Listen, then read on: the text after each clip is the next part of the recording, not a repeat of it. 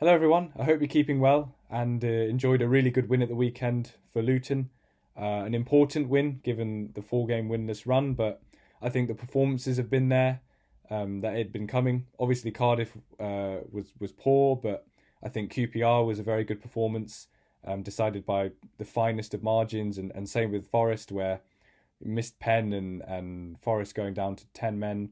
Again, a game of fine margins. So I think going into the game, there wasn't a massive need to panic, but obviously, if you haven't won in four games, then the pressure starts to build, and we obviously reacted really well to that. So I just thought I'd go into the game in a little more detail and look at the kind of changes that we made, the changes in personnel, the slight changes in how we pressed and our structure out of possession, and our structure in possession as well, and how we aim to break Blackpool down, whilst also trying to force them into certain areas where we felt that we could control them. So just to start with, how did both teams set up? We went with our usual back three, but this time Sonny Bradley was on the left of the back three. Cal Naismith was through the middle, with Reece Burke on the right. So that's an important detail that affected a lot of how we played with and without the ball. James Bree, right wing back, Murray Bell, left wing back, Alan Campbell and Henry Lansbury as a midfield two. And this time, without having a Harry Cornick alongside Elijah Adebayo running in behind with him, we kind of had two players in Carlos Mendes Gomez and Jordan Clark who can do that, but they also are very technically good. They like receiving between the lines, into feet, creating stuff. That obviously changed the dynamics of our attack, which I'll look at in a little bit. Elijah Adebayo leading the line brilliantly, as always. Blackpool set up with their usual back four. Then they had two central midfielders in Kenny Dougal and Ryan Wintle. Keshi Anderson, very good number 10, had a great season so far for Blackpool, off the left and through the middle. Owen Dale on the left, Demi Mitchell on the right, and Jerry Yates leading the line. And that first question of why was Cal Naismith selected to play in the middle of the back three? What did that change for us in terms of our ability to build in possession, but also how did it change our defensive structure? And I think the last time that I remember us doing this was in the home win against Middlesbrough. At half-time, we swapped Bradley and Naismith. And after the game, Nathan Jones said the reason that we did that was because Middlesbrough were allowing our central centre-back, i.e. Sonny Bradley in the first half, to have lots of time on the ball, and their front two were splitting either side. So if we're trying to build with the ball, and they're allowing a central centre-back to build and have time and space, you want Cal Naismith on the ball in that space because he's a very, very good ball-playing centre-back, as we all know. And I think the reasons why we did it on Saturday were similar, really, because what he gave us then was that ability to build from central positions, and that was quite important because quite often Blackpool were actually allowing Naismith time on the ball as a central centre-back. And the trigger for them to press was when we played that ball out either to Reece Burke out there or Sonny Bradley, who's out of picture in there. And then as that ball went sideways, they would step out to press. Now, what kind of passes was he trying to do? How are we trying to build from the back? And a really obvious one and a key one that we were trying to do was Naismith finding this pass in there. Now, if we just look at Blackpool's structure out of possession as in terms of how they pressed us, you can see here, there's Jerry Yates centre forward. Keshi Anderson has come alongside him, so he stepped up, and they're kind of defending with this front four here. In this situation, they're definitely too flat. They're not staggered enough, so they can cover the depth. And what that allowed was Cal Naismith to play that pass into that pocket there. And rather than it being a Carlos Mendes Gomez dropping in or a Lansbury coming in there, actually what happened quite a lot was Murray Bell drifting inside from that space, from his left wing back space into that pocket there. And you can see here, that's exactly what he's done. He's received that pass in there from Naismith, and we've been able, from a central position, through Cal Naismith, we've been able to break that press Blackpool's front four. And Murray Bell is able to find that space either side of the central midfielder. So there's Blackpool's central midfield two. Murray Bell has drifted inside from that position in there to receive it on the outside of those two. And essentially what he's done is create a 3v2 against Blackpool's central midfielders.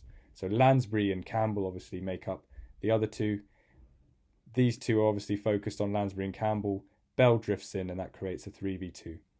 The other important thing to note here as well is Carlos Mendes Gomez is playing on the last line.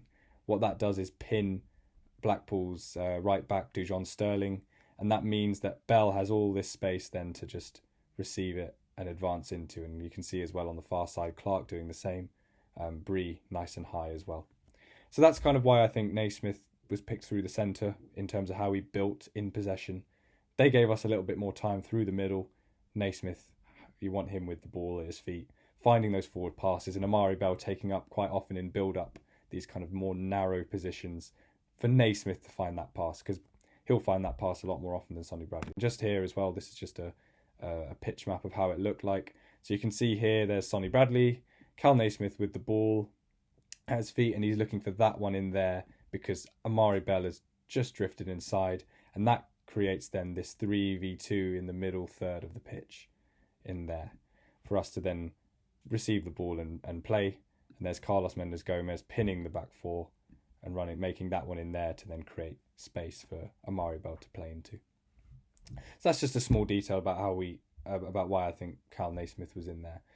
Now, how did we play, with the ball? What are the dynamics of having Jordan Clark and Carlos Mendes Gomez supporting Elijah Adebayo as opposed to a Musquet or an Onyedinma or a Cornick? And what it gives you is that cleverness to receive in between the lines, to play clever passes.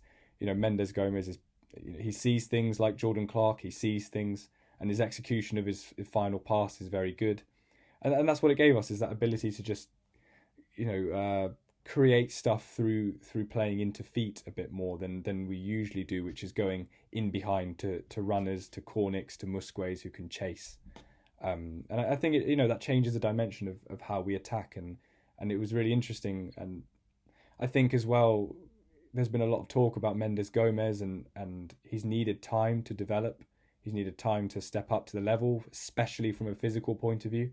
And if there was any game where he was going to come in, it was probably this game against Blackpool, because Blackpool aren't the most athletic, the most physical team that we're going to face this season. So it was a good game for him to come into, I think, and he did very well. And I thought that front three in the first half was quite effective. Now, how did we defend? What was our structure out of possession like?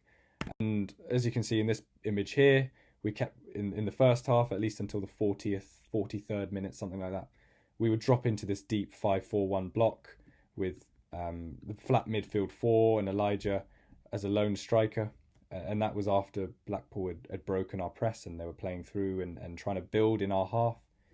It gives you good balance across the pitch, obviously, from a width and a depth point of view.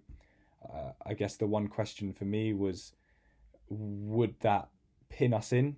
Would we have enough of an out ball when we won the ball back from this kind of position where we're in this flat 5-4-1 shape? And I think a lot of that, and I think the answer was yes. We were able to break out, and that was because the balls into Elijah Adebayo were very good, and Elijah Adebayo was very good at holding it and winning those first balls. And an important factor in our ability to also break out of this kind of deep defensive structure was how aggressive Jordan Clark and Carlos Mendes Gomez were as well. As you can see here, loose pass from Blackpool going across the pitch, and straight away Jordan Clark is straight up to go and press it. He's supported by James Bree, who's out of shot on the far side. And that's really important, because when you defend in a 5-4-1, you need to make sure that you have out balls. You need to make sure that you're not just sitting in, but that you're being aggressive enough to get out to the ball so that you can break out. And I thought we did that very well in the first half. So with our structure out of possession, where did we want Blackpool to go? How did we press them so that we could force them into certain areas to ensure then that we could control them out of possession? That they built in areas that we felt we could control. And one thing that we did throughout the first half was force Blackpool down their right-hand side. So force them away from their left. And as you can see here, Jordan Clark, his starting position is really close to James Husband, the left centre-back. So Chris Maxwell, goalkeeper's got the ball. He's played that pass in there. And that is because Jordan Clark is stepping really high onto James Husband. He's saying to Chris Maxwell, the goalkeeper, don't do that one in there, because if you do that, I'm going to step onto him. I'm going to win the ball back, and we'll go and score. So we're forcing Blackpool very clearly into playing that pass there into Marvin Ekpiteta, the right centre back. Now, why might we want to do that?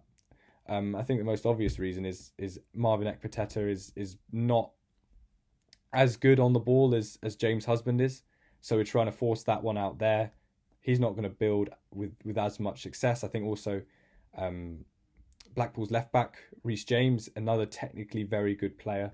Last season in League One for Doncaster, he played central midfield quite a lot. So we're trying to force them into this area here. And an important aspect of that was James Bree backing up Jordan Clark. So on this side here, as you can see, Carlos Mendes Gomez's job on the left-hand side is to deal with Dujon Sterling, the fullback.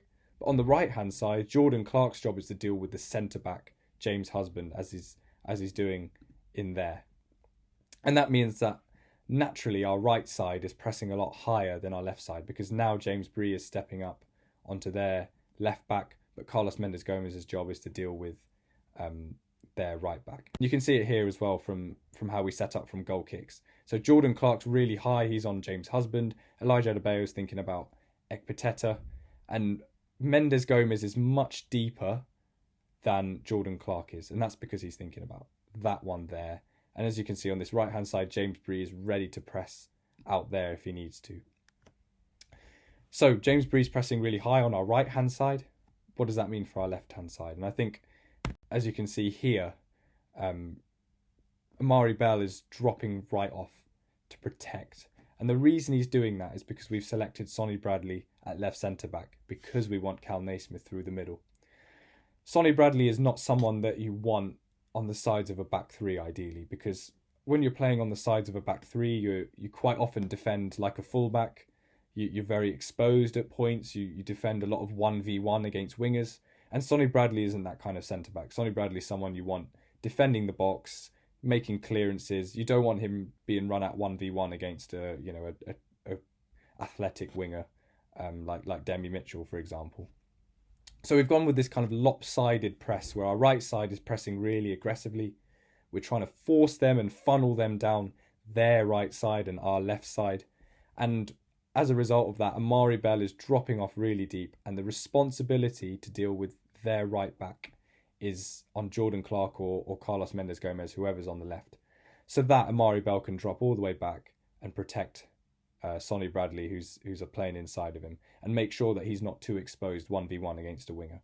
On the other side, James Bree stepping really high, Jordan Clark or Carlos Mendes Gomez, whoever's on the right, stepping really high, because we feel Reece Burke is a little bit better at defending in those wide areas, but also because Blackpool probably have a lot more threat down their left side, so we're trying to force them away, force them down their right side where we feel like we can control them out of possession.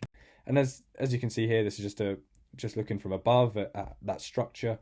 Jordan Clark is stepping high onto their left centre back. Carlos Mendes Gomez has dropped much further off, so he's a lot deeper than Jordan Clark is in there. He's dealing with that one. Amari Bell then is dropping right off to then support Sonny Bradley out there. James Bree is balancing off on the right hand side with Jordan Clark, where he can step really aggressively on Blackpool's left back.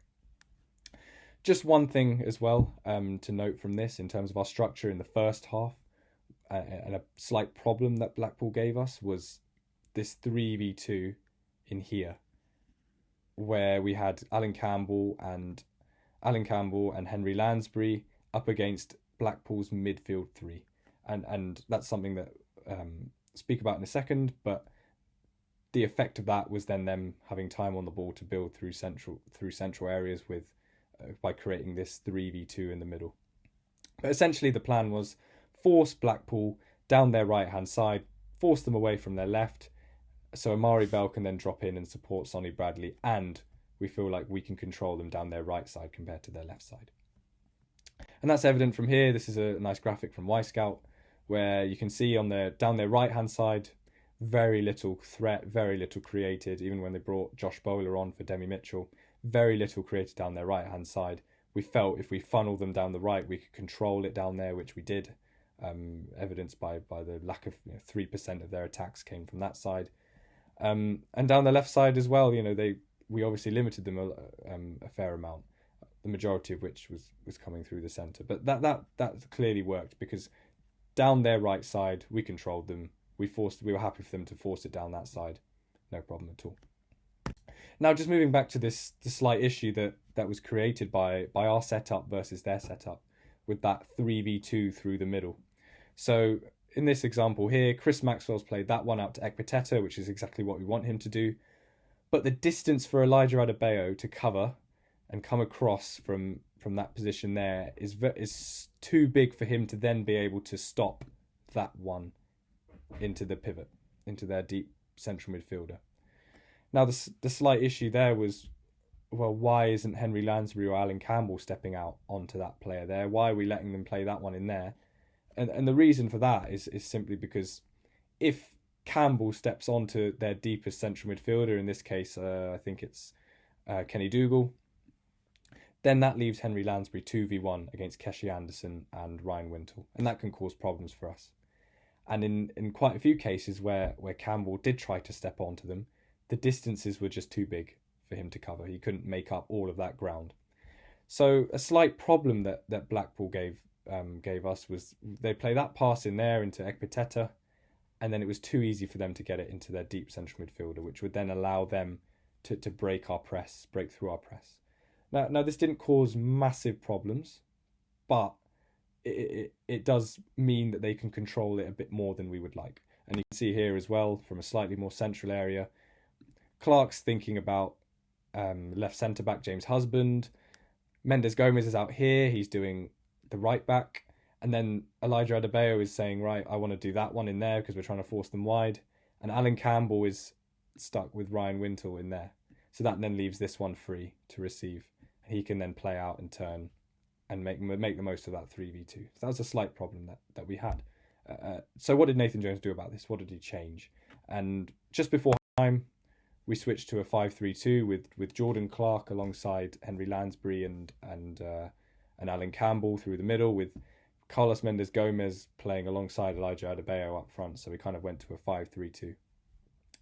What this allowed us to do was it allowed Campbell then to step really high onto their central midfielder, Clark's doing the other one, knowing that we had that cover in there. So usually, if our two central midfielders had stepped on in the way that they have in this image, then that would leave all that space in here for Keshi Anderson to receive free. But now we have, Henry Lansbury for the last 5 minutes of the first half, but then Pelly Ruddock came on, which was a sensible change, to then make sure that Campbell and Clark can step really aggressively onto their central midfielders, and then Keshi Anderson is dealt with by Pelly Ruddock. I think it may be with Pelly Ruddock's form, might have been seen as a slightly odd change, but actually I think it made sense, because if you want someone man marking Keshi Anderson, do you want it to be Henry Lansbury or do you want it to be Pelly Ruddock? You want it to be Pelly Ruddock, especially when you're 1-0 up. So it just meant that we could press them a bit higher and make sure that they couldn't break through our press too easily just by playing into their deep central midfielder, eliminating that 3v2, making it a 3v3 through the middle. And it actually led to our second goal. We stepped onto them really high. Now, unlike in the previous images in the first half, where their deep central midfielder is free to receive and turn and play, and they beat our press, now Alan Campbell knows he can step high because he has cover behind him. He doesn't have to worry about what's behind him. He can just deal with their deep central midfielder. And actually, from this situation, Blackpool couldn't play out. They played it straight out for a throw-in. From the throw-in, I think about 15 seconds later, Clark gets the cross in, Adebayo heads home, 2-0. And that's kind of where tactics and how you set up and structures give you that platform to go and win a game. They don't win you games, but they put you in a position where then you can show quality to go and win the game. And that was kind of how we set up, and the slight change that we made to make sure that Blackpool couldn't just play through us and stop them from playing. Now, as the game went on, we really had to dig in. We had to drop into a 5-4-1 again for probably 15 to 20 minutes at 2-0. And that was probably because of physical levels we were struggling, but also we were just struggling a little bit with dealing with the wide areas. And then Musquet came on in the 77th minute, and I thought he changed the game, and we're really starting to see the kind of player that he can become, because he can be a top championship player. The energy he gave us when he came on, it meant that we went back to a 5-3-2. We were able to press them a bit higher, whereas in the previous 20 minutes or so we'd been pinned in a little bit and just had to dig in and defend our box properly. But Musquet gave us that energy, that forward thrust, runs in behind, ability to press, to force them into certain areas and just control out of possession a little bit more. I thought Mendes Gomez was very good. It was a perfect game for him to come into, given Blackpool aren't the most athletic, most physical team that we're going to come up against. And he gave us that bravery in possession, that ability to play into feet between the lines and turn and play on the half turn and just create stuff, rather than just being direct and going in behind and chasing and then pressing. So overall, it was a very good performance, and the slight tactical elements gave us, a slight. I thought we set up really well, and we tried to force them into certain areas where they were weak, and a really important win for us, given that next week we're playing Fulham, which will be an extremely tough game, and 4 games without a win. So an excellent game, really good performance. Tactically, I thought we were spot on. Changes at the right time. Hilton came on at the end, gave us again that energy that we just needed from the front, and we dealt with Blackpool on the whole, and a big shout out to James Shea as well, for coming in and putting in a magnificent performance. So really good signs. Performances have been there. They've been there all season. No problem at all with performances. People are probably sick of hearing about expected goals, but it matters. We're performing very well, and the data backs that. Performances are there. Just got to push on now and make sure that we win those fine margins, which we haven't done in recent times, but against Blackpool, those fine margins, set play, winning it high and getting a throw in and scoring from that, and then the last minute, fine margins is what the championship is all about. But really excited for the rest of the season. Hope that the small details from that game that I've outlined here were you guys found interesting, and very excited for the rest of the season, because we're in a very good place. Cool. Thank you for listening, guys, and hope you guys have a good week and roll on Fulham.